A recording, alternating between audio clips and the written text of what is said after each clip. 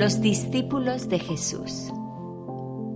Encontramos a Jesús al principio de su ministerio en la región de Galilea. Estando en Capernaum, a las orillas del mar, conoció a 4 de los que serían sus discípulos, unos pescadores que estaban dispuestos a dejar sus redes para seguir al gran Maestro. El Evangelio de Juan, capítulo 1, versículos 35 al 42, nos narra que Andrés y Simón, su hermano, al que Jesús llamaría Pedro, eran seguidores de Juan el Bautista. Juan les había hablado de Jesús y probablemente ellos estuvieron ahí cuando éste fue bautizado.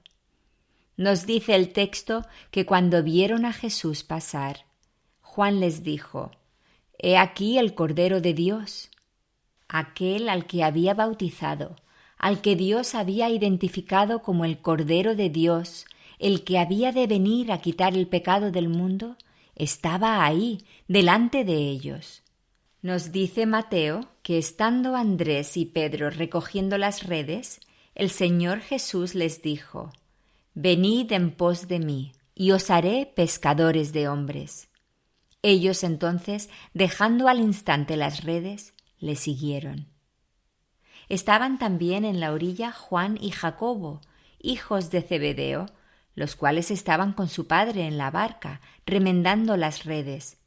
Mas cuando el Señor los llamó, nos dice que dejando al instante la barca y a su padre, le siguieron. Leemos en Juan 1, 43 al 51, que al día siguiente Felipe y Natanael comenzaron a seguir a Jesús. Probablemente habían escuchado que Andrés y Simón Pedro habían dejado la pesca para aprender del Maestro, ya que éstos eran también de Betsaida, la misma ciudad de los 2 hermanos. El Señor llamó a Felipe, y Felipe lo siguió. Y al encontrarse éste con su amigo Natanael, también llamado Bartolomé, le dijo: «Hemos hallado a aquel de quien escribió Moisés en la ley, así como los profetas, a Jesús, el hijo de José de Nazaret». Estos identificaron a Jesús como el Mesías prometido. Así vemos que de boca en boca los que habían de seguir a Jesús fueron viniendo a él. Natanael estaba maravillado de ver que Jesús sabía cosas de él sin conocerlo, mas Jesús le avisó que junto a él vería la obra de Dios cumplirse en la tierra. Sin duda, haber seguido los pasos de Jesús y compartido su ministerio debe haber sido fascinante. Mateo, Marcos y Lucas nos narran el encuentro entre Mateo Leví y Jesús, un publicano que se sentaba a la mesa de los tributos públicos para recaudar los impuestos. No sería la persona que hubiéramos señalado si nos preguntaran quién seguiría a Jesús. Mas nos dice la palabra que cuando Jesús le dijo: «Sígueme», al igual que los otros discípulos, Mateo Leví lo siguió sin titubear. Hizo preparar comida en su casa e invitó a Jesús y sus discípulos a comer, por lo que algunos criticaron al Maestro. Mas éste sabía quiénes eran los que lo buscaban, y a éstos no les negaría su presencia. Respondiendo Jesús les dijo: «Los que están sanos no tienen necesidad de médico, sino los enfermos. No he venido a llamar a justos, sino a pecadores al arrepentimiento». Aquellos que se creían justos no iban a buscar a Dios, y ellos se lo perdieron. Encontramos también en los primeros 3 evangelios los nombres de los otros discípulos de Jesús, los cuales acompañaron al Señor durante sus 3 años de ministerio: Tomás, Jacobo y Judas Tadeo, hijos de Alfeo, Simón el cananista, llamado Celote, y Judas Iscariote, el cual lo entregaría en traición.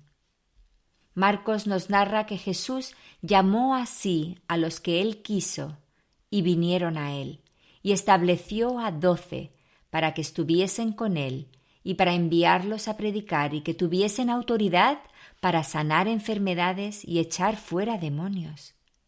Estos 12 hombres pudieron seguir de cerca a Jesús, aprender de él y ser utilizados para pasar a otros la enseñanza y vivir aquello que sólo los que anduvieron cerca del Maestro en sus años aquí en la tierra pudieron presenciar.